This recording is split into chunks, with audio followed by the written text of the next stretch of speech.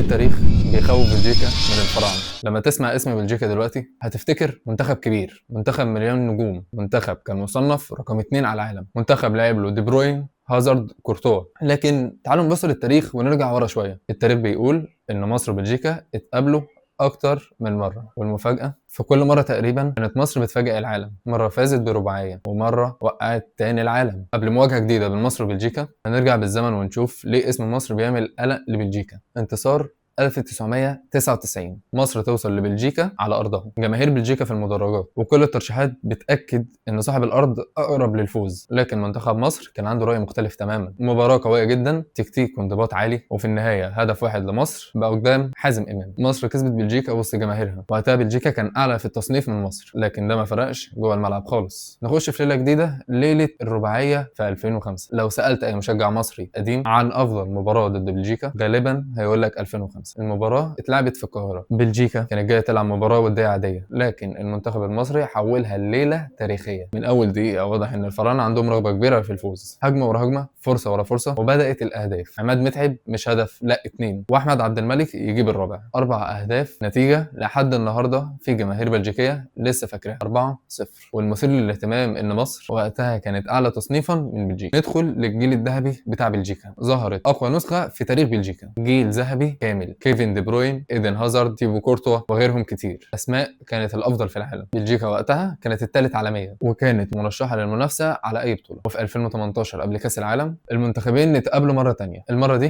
كانت الكفه مختلفه تماما. بلجيكا استغلت قوتها الكبيره. بلجيكا سجل 3 اهداف عن طريق لوكاكو وهازارد وفولايني، وتنتهي المباراه بنتيجه 3-0. ودي الهزيمه الوحيده لمصر قدام بلجيكا في العصر الحديث. وقتها ناس كتير قالت ان الفرق بقى كبير جدا. العالم كله كان بيتكلم عن بلجيكا، المنتخب رقم 2 عالميا، مرشح للمنافسه في كاس العالم، وبيلعب مباراه وديه قدام مصر، منتخب خارج البطوله اساسا. الكل كان متوقع فوز سهل لبلجيكا، لكن اللي حصل على العكس تماما. الدقيقه 33 مصطفى محمد يقطع كره من دي بروين ويسجل الهدف الاول. يجي الشوط الثاني محمد صلاح يصنع، تريزيجيه يسجل، ويجي الجون الثاني. مصر تتقدم 2-0. العالم كله بيتساءل ايه اللي بيحصل. بلجيكا سجلت جون قللت بيه الفرق عشان تخلص النتيجه 2-1. ونيجي النهارده نقول ليه لازم نصدق ان احنا ممكن نكسب الماتش الجاي قدام بلجيكا. كتير من الناس بتبص للاسماء دي بروين، دوكو، نجوم اوروبا، لكن مباريات الكره عمرها ما اتحسمت بالاسماء. لو كانت الاسماء هي اللي بتكسب ما كانش مصر تكسب سنه 22 خالص. اللي بيكسب الفريق اللي عنده ايمان وعنده روح، اللي بيقاتل على كل كوره. بعد ساعات كل هيشوف ماتش مصر وبلجيكا. ناس كتير هترشح بلجيكا وده طبيعي جدا، لكن احنا كمصريين عندنا حاجه اهم من الترشيحات. عندنا تاريخ، عندنا ذكريات، لكن احنا كمصريين عندنا ايمان